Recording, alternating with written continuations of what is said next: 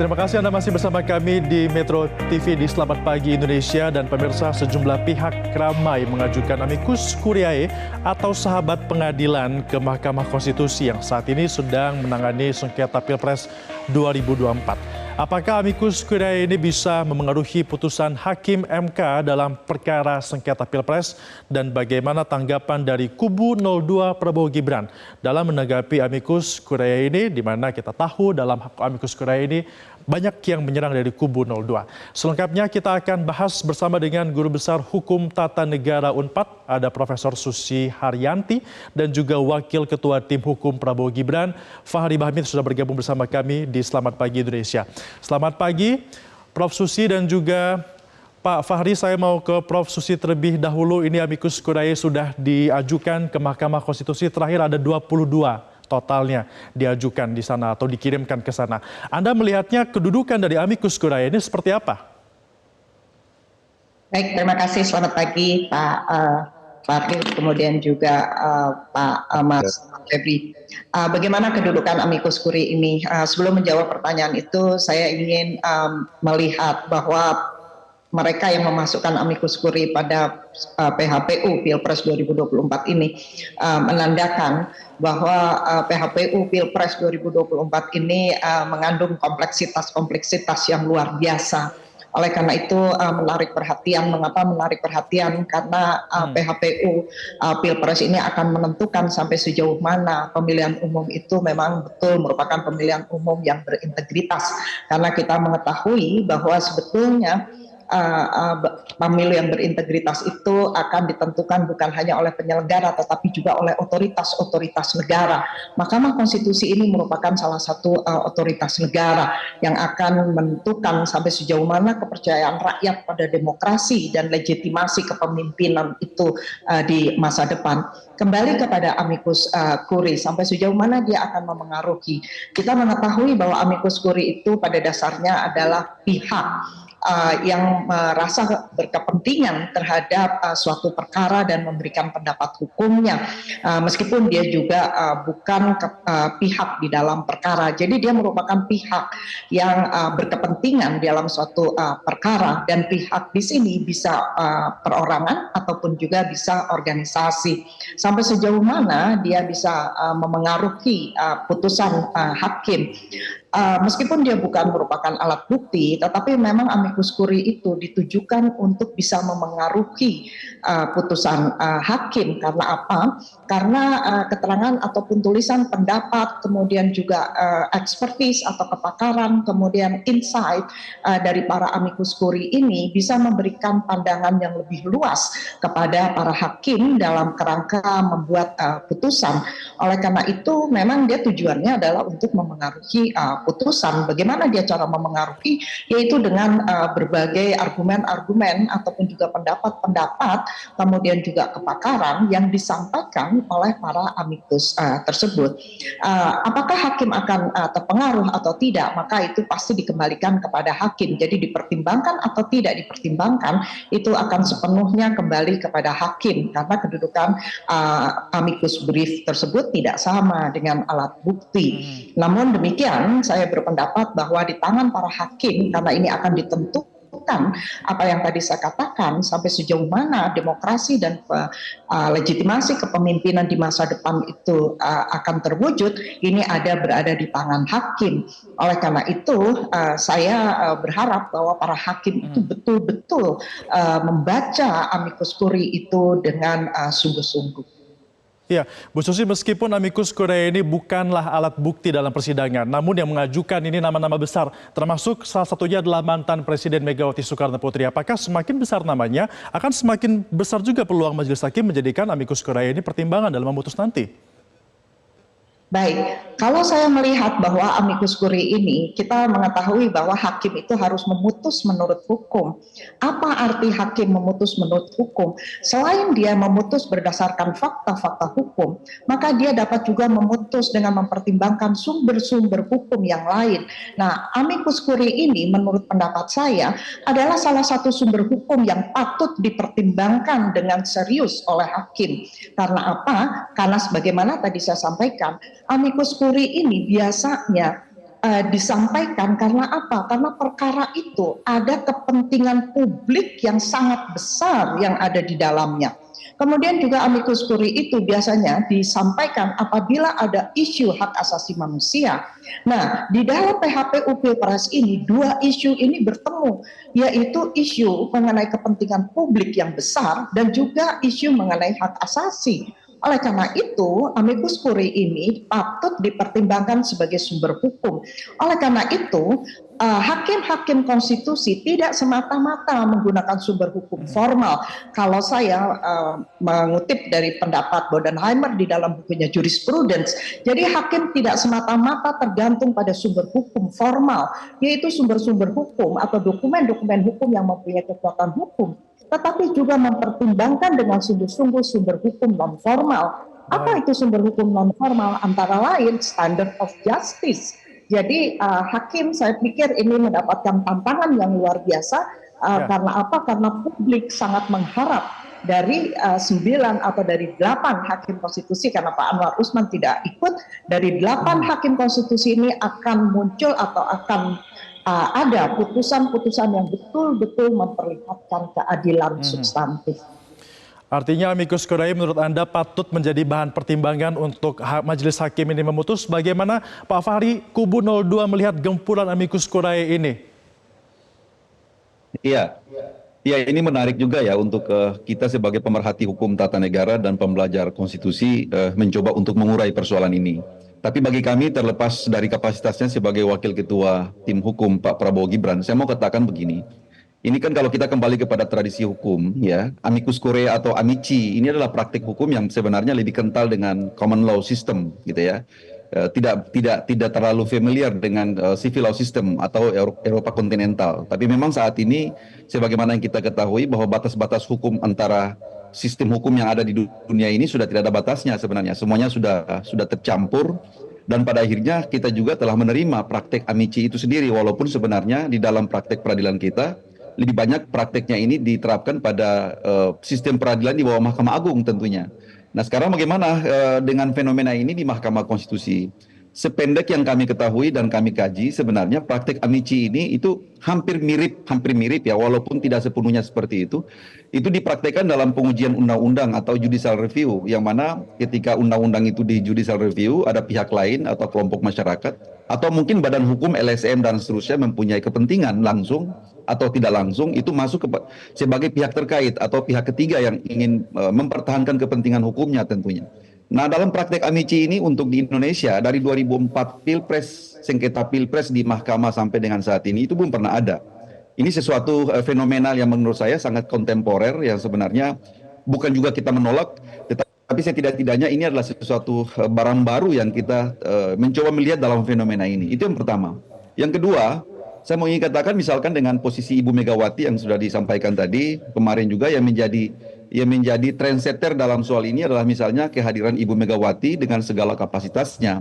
Nah, bagi kita begini ya, kita harus bedakan secara hukum, walaupun praktek amici ini belum dilembagakan dalam sistem hukum kita atau dalam hukum acara setidak-tidaknya, memang sehingga prakteknya masih semraut seperti ini. Kadang-kadang amici itu apakah nanti kelompok kepentingan ini masuk di awal persidangan, pertengahan persidangan, atau pada saat hakim saat ini konsens untuk misalnya mau melakukan rapat permusyawaratan hakim.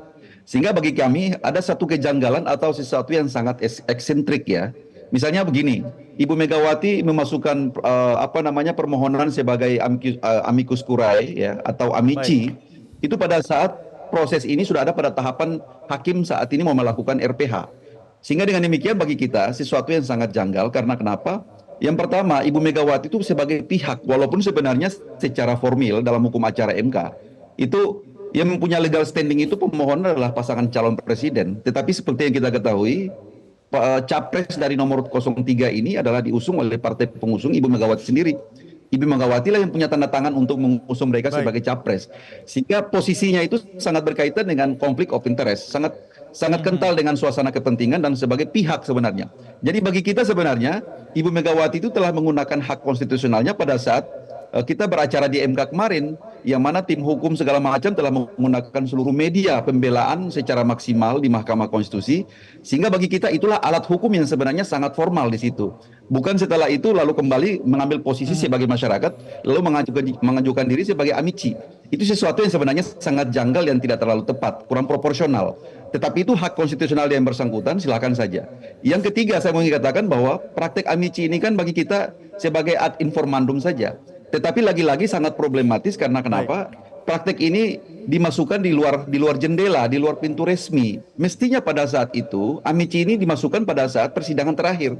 Setidak-tidaknya pada saat pemeriksaan alat bukti, sehingga dengan demikian permohonan itu menjadi ad informandum. Kalau saat ini apa bedanya misalnya dengan amici ini diajukan secara tertulis ke bagian kepanitraan dengan produk analisis akademisi yang ada di koran misalnya. Itu sama saja sebenarnya. Itu juga bisa kita kategorikan sebagai amici. Nah, kira-kira seperti itu. Walaupun belum dilembagakan secara formal, pranata amici ini masih sangat asing sebenarnya dalam sistem dan tata hukum kita, khususnya untuk penyelesaian sengketa Pilpres tentunya. Jadi hemat kita seperti itu sebenarnya. Apakah artinya dari kubu 02 ini merasa khawatir akan ada intervensi diberikan oleh Megawati Soekarno Putri, dan benarkah demikian? Kita masih akan bahas, tahan dulu Pak Fahri dan juga Bu Susi, karena kita akan segera kembali dengan membahas hal ini. Pemirsa, tetap bersama kami di Selamat Pagi Indonesia.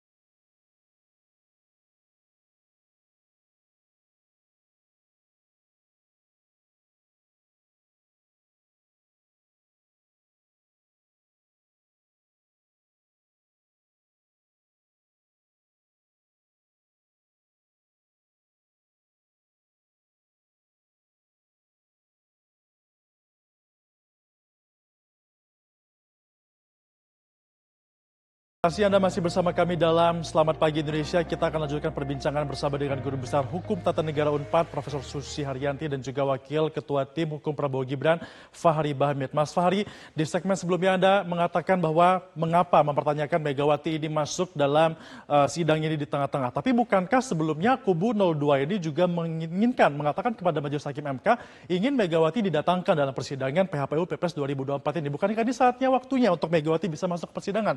Pas Fahri. Itu berbeda posisi hukumnya pada saat itu, Mas. Pada saat itu misalnya ada keinginan dari teman-teman untuk menghadirkan Ibu Megawati ke persidangan sebagai saksi atau sebagai orang yang tentunya misalnya memberikan keterangan terhadap beberapa hal yang membutuhkan klarifikasi dan konfirmasi secara langsung sehingga menjadi alat bukti atau mempunyai nilai kebuktian secara otentik tentunya. Itu kepentingannya pada saat itu. Kan tentunya dalam perkara praktek amici ini kan beda ya antara kedudukannya sebagai pihak, kedudukannya sebagai alat bukti, dan kedudukannya sebagai ad informandum. Itu sangat berbeda itu sebenarnya. Irisannya sangat berbeda. Nah, kalau dia menjadi alat bukti, menjadi wajib untuk hakim mempraktekkan atau terikat dengan alat bukti, apalagi mempunyai muatan real evidence. Atau mungkin situasinya itu circumstansi evidence dan seterusnya. Tapi kalau untuk praktek amici kan bukan seperti itu. Amici ini opini sebenarnya, ya. Jadi bukan satu nilai alat bukti. Kalau di Indonesia ini kan praktek kita itu bersandar kepada pasal 5 ayat 1 Undang-Undang 48 2009 tentang kekuasaan kehakiman. Misalnya di situ secara tersirat, ya, hakim-hakim konstitusi wajib mengikuti hukum dan nilai-nilai keadilan yang hidup di masyarakat. Nah, dari situlah pintu masuknya untuk orang itu berpendapat bahwa inilah mungkin clue untuk memasukkan praktek amici atau amicus curiae seperti itu ya. Nah, jadi sekarang model bagaimana pelembagaannya dalam praktek peradilan kita? Itu memang selama ini yang saya katakan tadi, kalau di pengadilan biasa ya, di bawah Mahkamah Agung itu sudah banyak, misalnya kasus majalah Time dan segala macam ya, kasus Bibit Chandra dan seterusnya, itu sudah terjadi. Tapi bagaimana mau dipraktekkan dalam peradilan Mahkamah Konstitusi, itu yang saya katakan belum sama sekali, apalagi yang berkaitan dengan sengketa Pilpres. Modelnya seperti apa? Dia seperti opini saja. Nah, kalau bicara masalah opini, hakim sangat bebas mau pakai sebagai sebuah rujukan hukum, mau pakai sebagai sebuah katakanlah sebagai sebuah guidance dan seterusnya, itu terpulang kepada kekuasaan dan independensi hakim mau memakai atau tidak gitu. Tapi yang saya sampaikan ini adalah bagaimana praktek itu menjadi edukatif tentunya. Sehingga barangkali orang juga tidak menjadi sesat dalam soal memahami, oh amikus seperti ini. Jadi dengan demikian nanti kalau praktek ini dipelihara seperti ini, lama-kelamaan orang kita terjebak dalam satu praktek memobilisasi para pihak sebagai amici gitu ya. Kalau seperti ini misalnya kalau kita berkepentingan dengan amici, tim Pak Prabowo juga mungkin hari ini kita bisa memobilisir sejumlah orang dari kampus, misalkan sekitar 1.000 orang untuk masuk sebagai amici. Apakah seperti itu kita dalam bersidang atau dalam mencari kebenaran di Mahkamah Konstitusi? Jadi bagi kita sebenarnya sebagai satu kesimpulan bahwa forum persidangan Mahkamah Konstitusi kemarin itu sebagai salah satu medium yang sangat luar biasa ya, partisipatorisnya sangat terbuka, sangat equal, sehingga semua pihak itu telah menggunakan itu secara konstitusional, secara baik dan optimal. Seperti itu. Saya mau ke Prof. Susi. Prof. Susi, sebenarnya masalah tidak kalau amikus curiae ini masuknya di tengah-tengah proses persidangan PHPU? Ya, terima kasih. Saya ingin memberi catatan kepada beberapa statement dari Dr. Fahri tadi. Statement yang harus saya highlight adalah perkataan mengenai mobilisasi. Sama sekali tidak ada mobilisasi di dalam amikus curiae ini. Jadi apa yang dimaksudkan dengan mobilisasi? Karena apa? Amikus curiae ini kan berkaitan dengan PHPU Pilpres 2024 yang kompleksitas masalahnya itu jauh lebih besar dibandingkan dengan pemilu 2019. Kita semua tahu putusan 90 itu adalah entry point. Dan banyak orang yang mengatakan, termasuk saya mengatakan bahwa pencalonan itu tidak mempunyai legitimasi moral. Silakan kalau mengklaim mempunyai legitimasi hukum.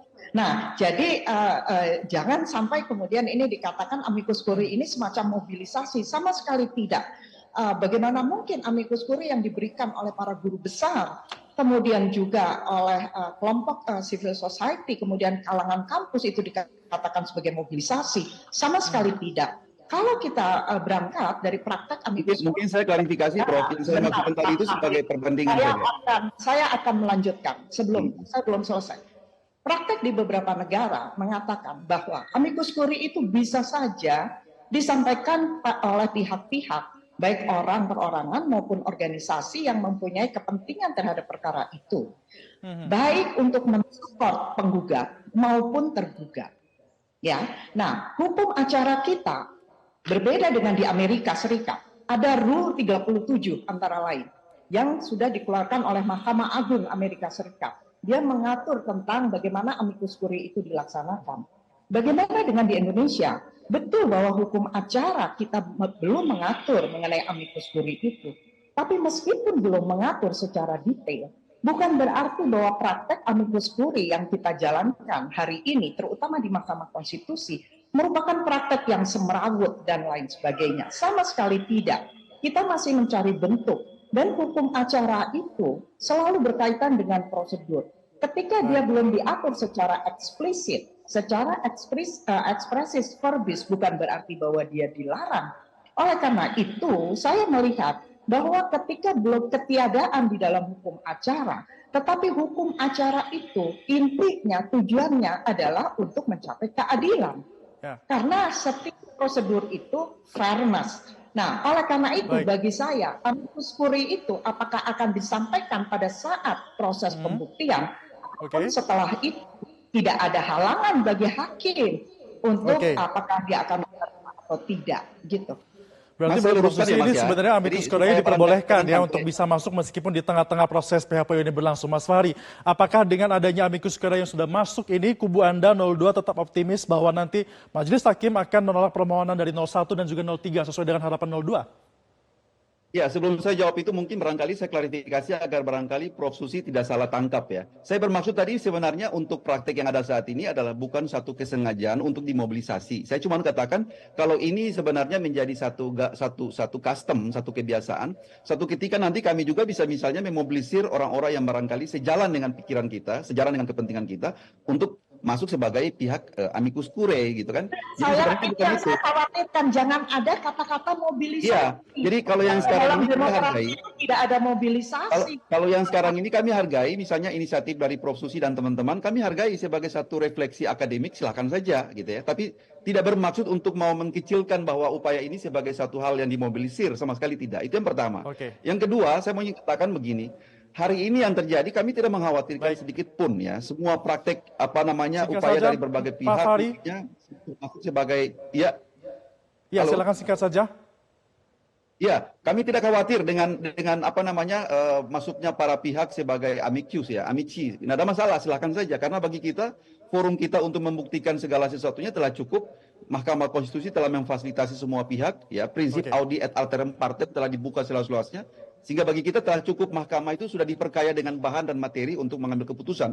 Dan pada saatnya kita hargai kalau misalnya mahkamah bersikap pada tanggal 22 itu sebagai satu solusi konstitusional terhadap dispute yang terjadi saat ini. Saya kira demikian. Baik, forum MK sudah cukup menurut 02 dan menurut Prof. Susi juga amicus curiae ini sudah berjalan tanpa mobilisasi dari siapapun. Terima kasih Guru Besar Hukum Tata Negara Unpad Susi Haryanti sudah bergabung bersama kami dan juga Wakil Komandan Eko TKN Prabowo Gibran Fahri Bahmid sudah bergabung bersama kami di Selamat Pagi Indonesia. Selamat kembali beraktivitas Bapak-bapak dan juga Ibu-ibu. Jelajahi cara baru mendapatkan informasi. Download Metro TV Extend sekarang.